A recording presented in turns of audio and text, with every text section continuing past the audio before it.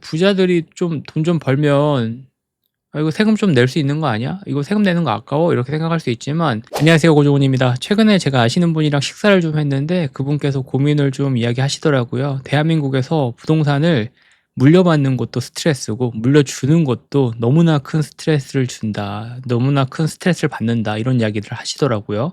그래서 상속세, 증여세 관련해서 이야기를 좀 들었는데 그 이야기를 좀 공유를 해 드리고 여러분들의 생각도 좀 궁금하기도 하고 대한민국에서 왜 부자들이 대한민국을 살기 싫어하는지 이런 것들도 좀 한번 이야기를 해 보면 좋을 것 같습니다. 최근에 이제 기사 보면 좀 우스갯소리로 이런 기사들 나왔어요. "할머니 용돈 대신 아파트 주세요." 이런 기사 나왔는데 좀 버릇없이 들리기도 하죠. 근데 뭐 그 어린아이가 그렇게 얘기하지 않았겠죠. 어른들이 이런 구조를 만들었는데 최근 이제 5 년간 미성년자 조부모들에게 직접 증여받은 부동산 규모가 1조 5천억을 넘어섰다고 합니다. 태어나자마자 돌도 안 된 아이가 몇 억짜리 아파트 증여받은 사례도 너무 많이 발생을 하고 있고 이런 현상들은 왜 일어날까요? 세대 생략 증여라는 말이 나오는데 이건 뭐냐면 부모 세대를 건너뛰고 조부모가 손주에게 직접 재산을 주는 걸 말합니다. 일반적으로는 부모가 자식에게 물려주죠. 그리고 이 자식이 또 그 본인들의 자식에게 물려주고 그러면 이제 어른들이 생각했을 때는 세금을 2번 낸다는 거예요. 이걸 하는 과정에서. 내가 자식에게 물려주고 자식이 또 이 자식에게 물려준다라고 하면 2번을 세금을 내야 되니까 "아이 됐어. 그러면 너한테 물려주는 거 어차피 다 우리의 돈이고 세금을 줄이는 게 목표니까 그냥 내가 손자, 손녀에게 물려주겠다."라는 게 세대 생략 증여라고 합니다. 나름대로 이제 부자들은 머리를 좀 쓴 거죠. 세금을 어떻게든 좀 덜 내 보려고 하는 거고 어떻게든 좀 증여를 해 보려고 하는 것 같은데 증여세율 같은 경우도 많은 분들이 '내가 증여를 한다.'라고 하면 50%를 낸다라고 생각하시는 분들이 있어요. 근데 이건 좀 구간별로 다른 부분이기도 합니다. 이 누진세라는 게 적용이 돼서 뭐 10 억짜리 아파트를 받으면 세금으로 5억 원이 날아간다고 생각하시는 분들도 있고 그렇게 이야기하시는 분들도 있지만 사실은 그렇게 단순하지는 않아요. 증여세는 아까도 얘기했던 누진세 구조이기 때문에 1억 원 이하 같은 경우는 10%, 5억 원 20%, 10억 원 이하 30%, 30억 이하 40%, 30억 초과는 50%입니다. 그러니까 30억 이상의 부자들은 증여세나 이 상속세가 굉장히 부담스러운 거죠. 왜냐하면 50%가 진짜 나가니까 내가 뭔가 상속을 하거나 증여를 했을 때 뭐 공제 제도가 있긴 하지만 부모가 자식한테 증여를 했을 때는 뭐 5천만 원, 미성년자면 2천만 원이고 배우자 같은 경우는 이제 무려 6억 원을 공제를 해 주긴 해요. 그래서 실제로는 공제액을 빼고 남은 금액에 구간별 세율을 적용하는 구조가 이제 증여세라고 보시면 되는데 어려울 수 있어요. 하지만 진짜 큰 부자들은 진짜 나라에서 가지고 가는 세금이 많기 때문에 이거 변호사 쓰시는 분들도 많고 세무사 진짜 몇 명 쓰셔 가지고 돈이 많이 들더라도 이 세금을 어떻게든 좀 절세를 해 보려고 많이들 하는 것 같습니다. 딱 들어보면 어떤가요? 부자들이 좀 돈 좀 벌면 '아 이거 세금 좀 낼 수 있는 거 아니야? 이거 세금 내는 거 아까워?' 이렇게 생각할 수 있지만 이게 진짜 번 사람들의 입장에서는 억울할 수 있죠. 내가 열심히 노력해서 내가 열심히 뭐 나쁜 짓을 해서 불법을 저질러서 돈을 번 것도 아닌데 그것도 내 가족한테 뭔가 물려주려고 하는데 '세금을 그렇게 많이 내?'라고 생각할 수 있고 저는 이 이야기 들으면서 대한민국 특히 "부자가 3 대가 못 간다."라는 말 있잖아요. 이건 우리나라에만 있는 말은 아닌데 세계 어느 나라에서나 좀 비슷한 말들은 있는데 우리나라가 좀 심한 것 같긴 합니다. 특히 이제 잘 사는 사람들한테 많이 뺏어가려고 해요. 우리나라 상속 증여세율은 OECD 최상위권이라고 합니다. 한국이 가장 높고요. 한국이 이제 보면 최고 가산세까지 포함하면 60%까지 가능하고 일본 한 55%, 그다음에 미국, 영국 같은 경우도 40%, 독일도 뭐 30%면 많이 가져가는 거죠. 그리고 캐나다, 호주 같은 경우는 아예 상속세가 없다고 합니다. 그러니까 이걸 보면 한국은 세계적으로도 세금 부담이 제일 큰 나라죠. 그러니 부자들은 절세 방법을 찾아서 그중에 하나가 세대 생략 증여가 될 수가 있고 또 많은 분들은 아예 국적을 포기하고 이민을 가시는 분들도 많아요. 이게 정말 유명하신 분들 뭐 삼성이나 현대 뭐 이런 분들은 뭐 진짜 삼성 같은 경우는 빚을 내서 세금을 내려고 하잖아요. 이 현금이 막 몇 조가 어디 있습니까? 그런 것 때문에 삼성가는 감옥도 가기도 했으니까 그런 정말 뭐 인류 정말 재벌가가 아닌 분들 같은 경우는 그냥 한국에 있는 것보다는 싱가포르나 다른 나라에 가서 국적을 포기하고 세금이나 이런 혜택을 받으면서 사는 것도 나쁘지 않겠다라는 생각을 하는 게 이제 이런 것들이 이제 계속 누적이 되다 보니까 스트레스가 되고 이런 것들을 개선해 주지 않는다라는 것들을 계속 이제 이 부자들은 불만 사항으로 요청을 하는 거죠. 그래서 딱 여러분들은 어떤가요? 이제 뭐 부자 아빠 가난한 아빠 뭐 그런 책에도 나오지만 로빈후드 뭐 그런 얘기 나오잖아요. 이 부자들에게 홍길동 이런 얘기도 있죠.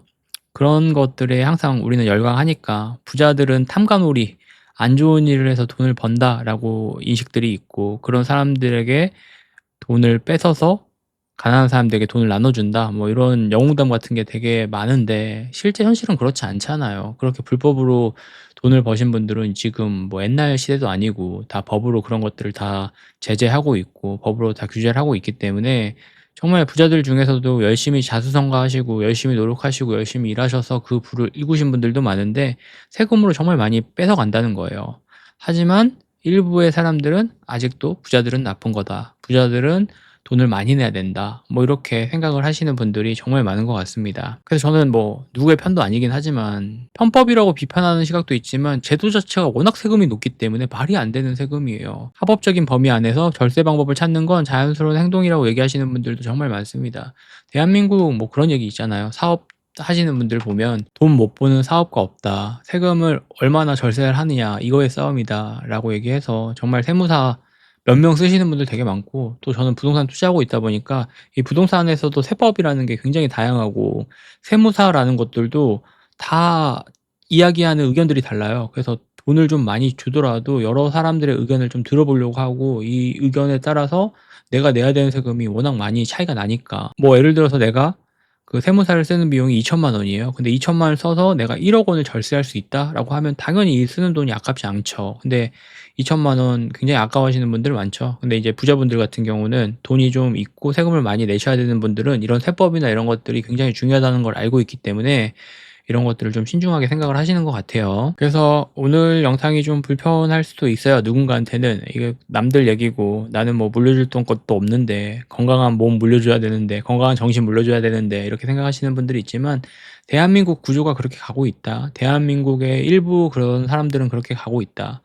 그리고 지금 한국 같은 경우는 부의 대물림이 어려운 건 세금 구조 때문이고 그 속에서 부자들은 세대 생략 징역 같은 방식을 쓰고 있고 이걸 단순히 욕할 게 아니라 이걸 왜 사람들은 그런 방법들을 쓰고 있는지, 부자들은 어떤 생각으로 이 세상을 살아가는지, 그리고 이 세상이 정해놓은 규칙을 벗어나지 않는 선에서 사람들은 어떻게 돈을 벌고 있는지, 이런 것들이 생각보다 부동산에서 도움이 많이 되는 것 같아요. 이런 것들을 좀 보고 생각을 해보는 게. 그래서 대한민국은 상속세나 증여세가 정말 많다. 이것 때문에 고생하시는 분들도 많고 스트레스 받으시는 분들도 많고 가족끼리 싸우시는 분들도 많고 가족끼리 또 분쟁 일으켜가지고 가족끼리 갈라서고 막 법적인 소송이나 이런 것들도 하는 경우들도 많다. 그래서 이제 여러분들 중에서도 세금 많이 내니까 뭐 투자 안 해. 뭐 이러시는 분들도 생각보다 많더라고요. 세금이라는 건 돈을 벌고 난 다음에 내는 세금이기 때문에 그런 것들보다는 내가 일단 부를 좀 잘 일구고 이 부를 잘 일구면서 이 세금이나 세법이나 이런 것들도 공부를 꾸준히 잘 해 나가면서 나한테 맞는 상황에 적용을 시키는 게 중요하지 않나. 그리고 이 적용이라는 게 어렵다라고 하면 굳이 내가 할 필요는 없어요. 내가 이 세법이나 이런 것들을 다 공부할 수 없기 때문에 좋은 세무사나 아니면 많이 알고 있는 분들에게 좀 돈을 주고 의뢰를 해서 내용에 대한 부분을 전달받는 게 가장 정확할 수 있다라고 얘기합니다.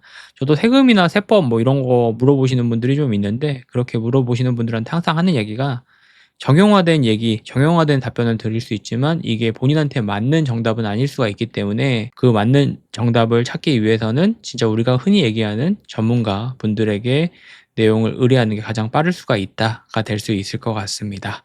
그래서 여러분들이 생각하는 상속세, 증여세도 좀 궁금해요. 그래서 댓글도 많이 남겨주시고 현재 대한민국은 부자들은 이렇게 생각을 하고 있다. 그래서 탈대한민국 뭐 이렇게 얘기하시는 분들이 있는데 이게 정말 부자들한테는 좀 힘들 수 있지만 또 중산층에게는 여러 가지 또 혜택이나 제도들이 잘 되어져 있는 것들도 있으니까 이 제도를 잘 이용을 해서 일단은 한번 부자가 되는 게 일단은 먼저 그 부를 먼저 만들어 보는 게 먼저일 것 같고 그 부를 만들면서도 여러 가지 이제 좀 요런 사람들의 이야기도 좀 듣고 '내가 이렇게 됐을 때 어떻게 좀 행동할 수 있을까?'